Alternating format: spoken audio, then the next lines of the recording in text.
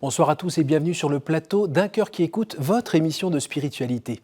Ce soir, je vous invite à aller faire un petit saut en Belgique, mais en vrai, c'est un petit saut en Australie, grâce à frère Jack. Bonsoir frère. Bonsoir. Bienvenue sur le plateau, on est très heureux de vous voir. Merci. Alors, vous venez à l'occasion d'un livre qui vient d'être publié aux éditions de l'Emmanuel, qui s'appelle « Marcher vers l'inconnu, Fioretti de mission franciscaine ». Où là, j'en dirai un mot juste après, mais c'est un superbe livre. Vous allez nous raconter dans un instant un petit peu comment ça vous est tombé dessus, comment on vous retrouve aujourd'hui en bure franciscaine, donc de franciscains conventuels, et la spécificité de votre mission qui est d'aller voir les gens là où ils sont, notamment les pauvres, et d'aller passer du temps avec eux, avec rien dans les poches, pas d'argent, pas de quoi manger, et vivre de la providence, et elle existe vraiment. Alors on va en parler dans un instant. Juste avant, comme tout franciscain qui se respecte, la musique, la danse, le chant, ça fait partie de votre force. Et là, vous, c'est le Hang Pang. Alors, on a enregistré il y a 2 minutes un extrait de ce que vous faites. On écoute tout de suite.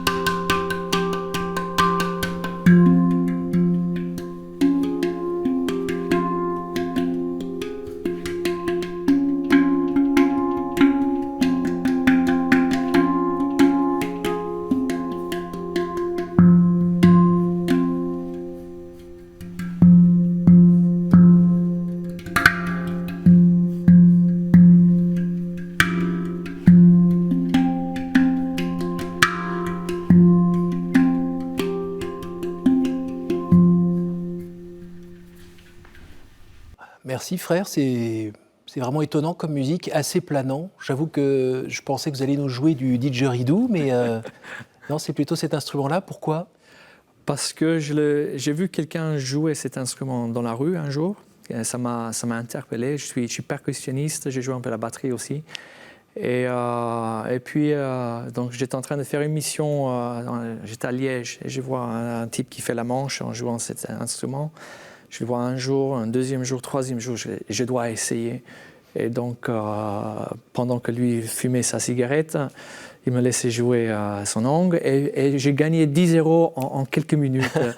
Et je dis, cet instrument, il faut l'avoir. Ça tire les gens, ça tire l'attention. Et donc, c'est là. Et on sent une sorte de côté un peu planant. Oui. Mais on plane où avec vous? On plane. Bon, c'est un instrument qui est assez apaisant et effectivement, je pense que la musique arrive à toucher nos esprits.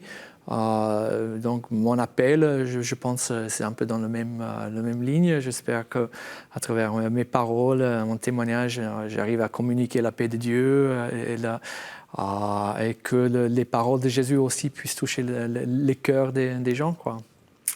Alors frère Jacques, comme je disais, moi je me suis régalé avec ce livre où donc c'est sous forme de Fioretti, c'est des petites anecdotes de rencontres que vous avez faites dans la mission dans la rue. Vous racontez même la première fois que vous vous retrouvez dans la rue avec, j'ai envie de dire, ces moments joyeux puis ces moments plus difficiles, les moments où on voit les limites de son caractère.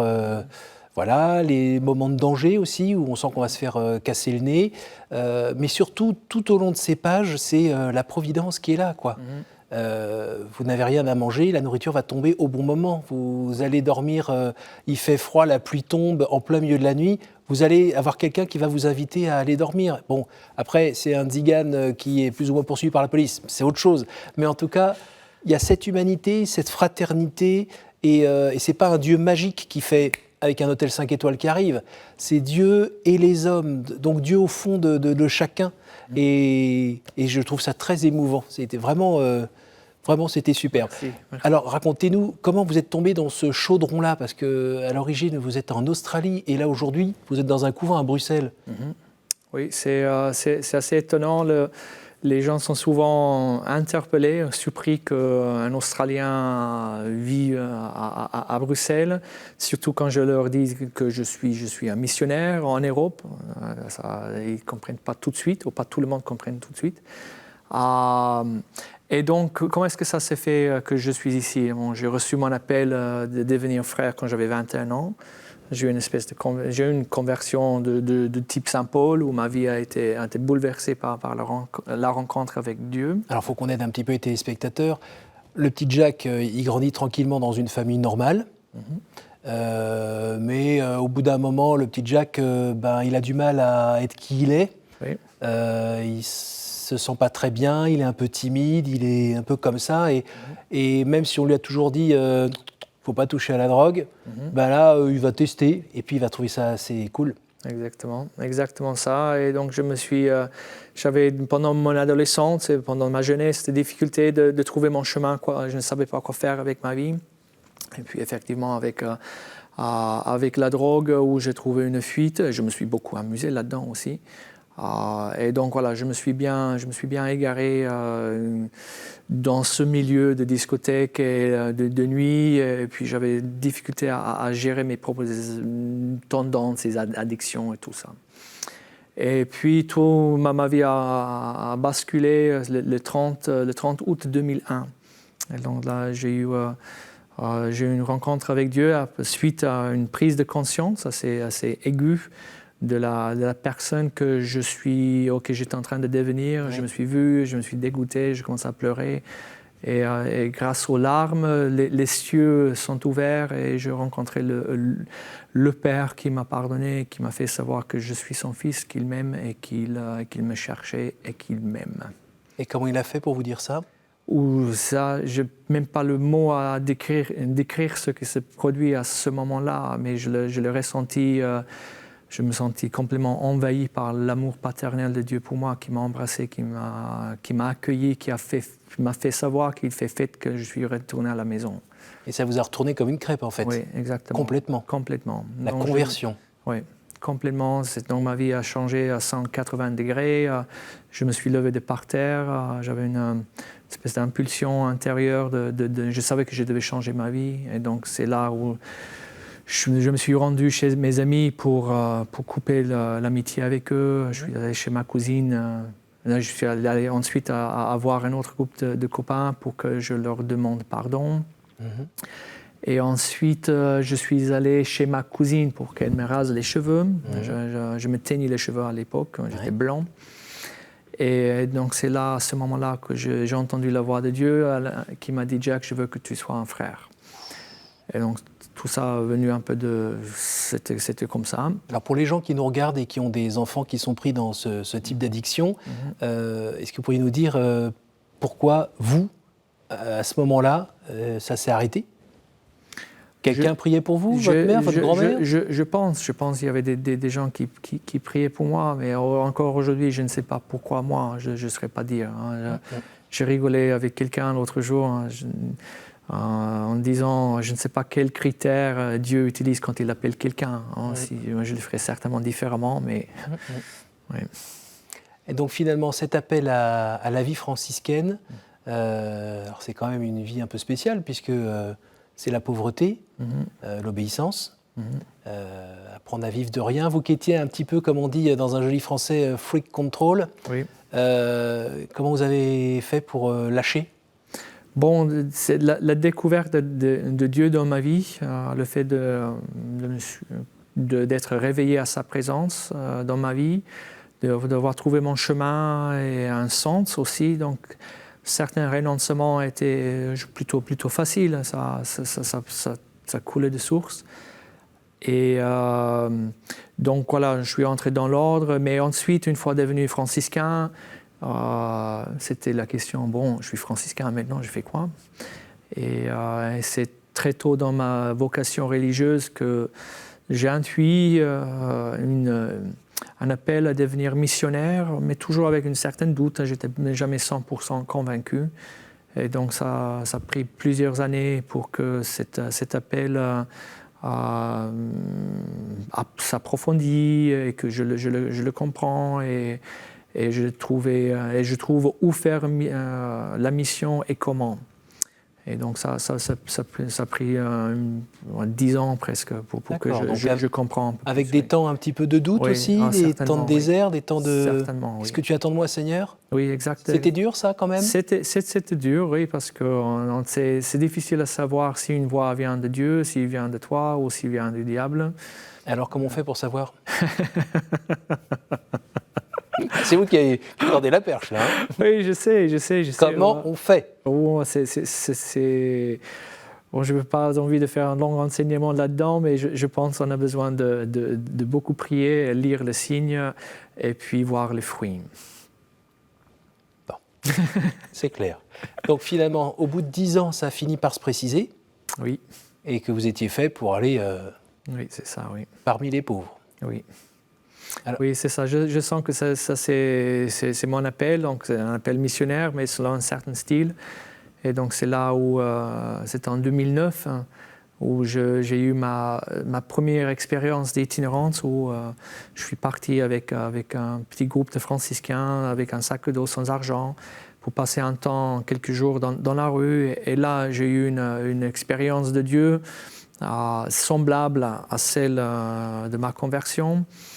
Et je dis, non, ça c'est pour moi. Ça, c'est bon, ça. Oui. Ça fait un moment que j'attends, mais ça y est, ça, c'est pour moi. C'est ça. Et donc, c'est à ce moment-là que j'ai reçu un appel pour l'Europe. C'est en 2009. Et puis à partir de 2009, j'ai développé, j'ai exploré ce style de mission itinérant où nous partons sans rien, sans un sou, sans savoir où dormir, ni quoi manger. Et puis, on se laisse guider par les rencontres. Et donc, je rencontre Dieu en faisant cela. Donc, je rencontre Dieu parce qu'on se trouve parfois dans des situations qui sont extraordinaires. Un exemple qui se produit il y a 3 jours. Donc, je viens de faire un temps de mission avec nos 3 postulants, nos 3 apprentis frères. Et on était en train de chercher un logement. C'était un jeudi soir, c'était jeudi passé. Et on cherche logement. Et donc là, on rencontre un monsieur qui aide des immigrés, il aide les migrants. Oui. Il aide les migrants. Et donc, ils disent, ah, vous êtes franciscain, il faut que vous alliez là-bas. Donc, on se laissait guider, on monte dans sa voiture, il nous amène devant une église, il y avait des gens qui sont en train de servir les migrants à manger, etc. Ensuite, nous accompagnons les migrants dans une forêt où il y a 3 camps au bois, littéralement dans le bois. Et nous allons passer la nuit avec une trentaine d'hommes, littéralement dans un camp illégal, perdu dans le bois.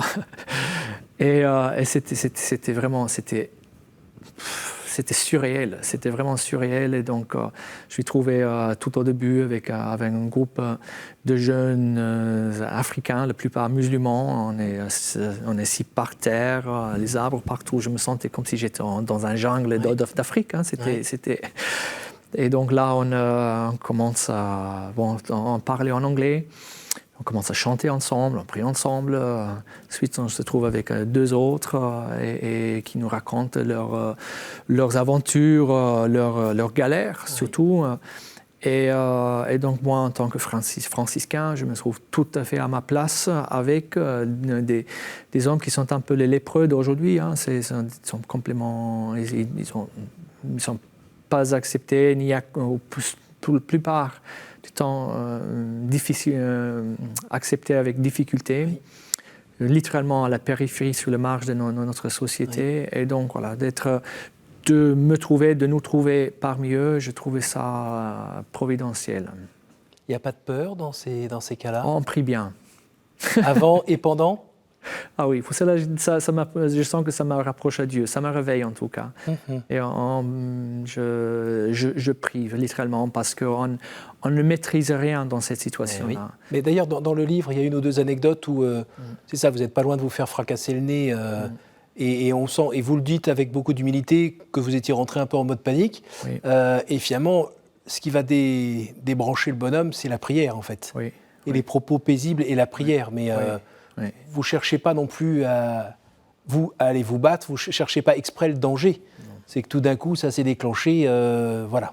Exact. Ça fait partie aussi du combat spirituel, ça? Et ça fait partie, certainement, je pense, dans le combat spirituel, on doit faire face à nos peurs régulièrement. Mais c'est grâce à ça que nous grandissons en confiance aussi, confiance en Dieu, confiance en soi. Et donc oui, je pense que ça fait partie du combat spirituel. Et puis je pense aussi que ça nous aide à grandir dans l'amour, à savoir, à apprendre la fraternité, le contact humain, la relation, savoir parler de Dieu et de Jésus d'une manière, dans l'amour en fait. Oui. Donc ça. Alors vous avez la quarantaine, vous êtes encore vigoureux et un tempérament peut-être plutôt nerveux. Ça, il a fallu aussi apprendre la maîtrise de soi dans ce cadre-là où, faut attendre que ça vienne. Et voilà, quoi, ça vient quand? Comment vous avez réussi à... Vous êtes vu progresser C'est l'histoire sainte avec Dieu, disons, m'a appris plein de choses. Mon parcours, j'ai vu que Dieu était toujours avec moi. J'ai tellement d'expérience de sa fidélité, de sa bonté, de sa providence, que dans des moments de découragement, de doute ou de combat, je peux m'appuyer sur mes expériences de Dieu en sachant qu'il va bientôt agir. Parce que souvent, quand ça va bien, oui, mais on l'oublie aussi tout le bien que le Seigneur nous a fait. On est plutôt prompt à faire « Hey, tu viens m'aider !» Exactement. Et vous, finalement, année après année, un peu moins. Oui. Qu'est-ce que vous attendez encore de cette vie, sachant que vous vous donnez l'impression d'avoir vécu tellement plein de choses formidables? Oh, je suis toujours avide pour plus. Je pense que Dieu, je pense qu'il n'y a pas de limite aux surprises de Dieu. Et donc, j'attends vraiment beaucoup. Et s'il y avait une chose que je désire, une prière que je lui fais régulièrement, c'est de devenir son partenaire, de me sentir de plus en plus un instrument. Et ça me donne énormément de joie. C'est quoi le bonheur, en fait, pour un chrétien comme vous? Bon, je dirais être partenaire de Dieu. voir se sentir son collaborateur, voir son action dans sa vie. Et je crois que ça donne énormément de bonheur. Oui. Et quand on voit ce que Dieu vous offre, cette paix, cette joie qu'il vous donne, et de enfin pas avoir besoin de drogue pour planer, mais vous planez un peu quand même parce que vous êtes heureux, quand vous avez ça que vous observez, et en même temps, vous savez que vous êtes toujours un homme, vous connaissez vos limites, vous savez là où vous cassez encore la figure, il n'y a pas de temps en temps une petite voix qui vous dit frère Jack, regarde, t'es nul en fait. Tu reçois plein de cadeaux, tu continues encore à déraper là ou là, tu es toujours pécheur. Enfin, tu te prends pour qui pour croire que tu vas être collaborateur de Dieu? Oui. Et oui, il y a parfois cette voix qui entre dans la tête. On ne se sent pas à l'auteur parfois, ou bien on est face à moi, je suis face à ma propre faiblesse, et donc je vois en moi la possibilité en moi, en tout cas, de pouvoir trahir Dieu. Et donc, face à mes propres ombres, ça peut m'effrayer. Mais même là, je dépends de la miséricorde de Dieu. À la fin, il n'y a que ça qui me sauve. Et donc, il m'a sauvé, il m'a pardonné lorsque j'étais vraiment loin. Oui. J'espère maintenant qu'on est sur des bons termes. Oui. Donc, oui. Et depuis justement cette rencontre le 30 août 2001, est-ce qu'il vous est déjà arrivé de vous retrouver dans une expérience existentielle où vous vous sentiez tout seul, sans personne, abandonné Je passais par des moments difficiles dans ma vie religieuse, oui. Je pense que tout ça a servi à me purifier, me rendre un peu plus conscient de ma propre faiblesse, et donc justement de mes capacités de pouvoir de trahir Dieu. Parfois, Dieu aussi, il n'est pas comme je pense qu'il est, et donc mes attentes, mon image de Dieu n'était pas tout à fait ajustée. Et donc voilà, ça fait 20 ans que je suis frère, je suis toujours là, je bénis Dieu pour ça. Le chemin est encore long, oui. Et j'espère de pouvoir tenir jusqu'au bout, j'espère. Et la place de la prière dans cette vie? C'est le cœur. C'est le cœur. Ce matin, je me suis réveillé plus tôt justement pour prier, parce que c'est ça qui me fait vibrer. C'est le centre de ma vie. Si je perds ça, tout le reste n'a plus de sens. Aujourd'hui, oui, la mission, si ce n'est pas enraciné en Dieu, ne sert pas à grand-chose. Si je suis sur la télé et je prie pas, ça ne sert pas à grand-chose. Cymbales qui résonnent. Oui, c'est exactement ça. C'est de la prière plutôt contemplative. Vous êtes là devant le Seigneur, qui est dans le tabernacle, et oui. Il se passe quoi? Ça dépend. Je prie dans plusieurs manières, mais c'est le désir de passer du temps avec Dieu. Et puis la forme, ça peut changer. Ça peut être lire un livre, mais en vue d'entendre une parole qui me résonne. Parfois c'est la parole de Dieu, parfois c'est un chapelet, parfois c'est devant le Saint-Sacrement, dans ma chambre. Oui. On arrive déjà à la fin de cette émission. Je vais vous poser nos petites questions. Est-ce que vous pourriez me dire un chiffre entre 1 et 8, s'il vous plaît? 6.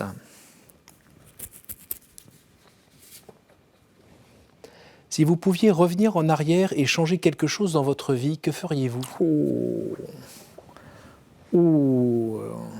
Là, vous touchez un point un peu sensible. C'est pas moi. Oui, c'est... Bon, j'ai perdu ma petite sœur d'un cancer quand elle est décédée, quand elle avait 21 ans, j'avais 27. Je pense que je ferais les choses un peu différemment, oui, si je pouvais revenir en arrière, oui. Dans la relation avec elle? Oui, je pense que oui. Il y a certaines choses que j'ai ratées, et bon, c'est un peu trop tard maintenant. Ou pas? Ou pas. Tout sert. Ouais, voilà, la question était celle-là. Question suivante. Entre 1 et 7. Donc, faisons 3. Y a-t-il une parole que vous regrettez de ne pas avoir dit à quelqu'un? Oui, il y a plein. Il y a plein dont... Bon, je ne vais pas répondre directement à cette question, mais parmi nos péchés, hein, je pense qu'il y a ceux qu'on fait, donc les péchés qui sont nos actes. Et puis, je pense qu'il y a le péché de ne pas avoir agi, nos omissions. Et là, effectivement, quand on arrive là-haut, moi en tout cas, quand j'arrive là-haut, oui, je redoute un peu ce moment-là. Mais non, il paraît qu'il est miséricordieux. Entre 1 et 6? Et faisons 5. Quelle est la dernière fois où vous avez reconnu l'action du Christ dans votre vie? Oui, je viens de l'expérience, la mission que nous venons de faire. On était bénis depuis le premier jour jusqu'au dernier. On a vu la main de Dieu qui nous a accompagnés. C'était une œuvre de Dieu. Oui, la mission que nous venons de faire. Vous avez été accueillis, vous avez été nourris, vous avez même pris 2 kilos, c'est ça? Donc on a eu tout ça, rien nous a manqué. Et puis les rencontres qui étaient très très belles, très riches. Et donc parfois dans des familles catholiques, parfois dans des familles pas spécialement croyantes. Parfois on a eu des rencontres avec des gens qui étaient très loin aussi, qui étaient très beaux. Puis le camp les camps des migrants, c'était vraiment c'était fort. Puis ce que nous avons vécu entre nous aussi en tant que frères et communauté, donc c'était beau. Et puis je suis revenu en pleine forme. Merci beaucoup, frère. Merci d'être venu déjà de Bruxelles à Paris pour nous partager ce qui vous anime. Je rappelle le titre de votre livre, Marcher vers l'inconnu, Fioretti de mission franciscaine, paru aux éditions de l'Emmanuel. Je recommande fortement ce livre. Merci d'avoir dit oui à la demande que Dieu vous avait faite. Merci à vous tous pour votre fidélité. Vous pouvez retrouver cette émission et la partager autour de vous grâce à notre site www.ktotv.com. Vive Saint François et à la semaine prochaine.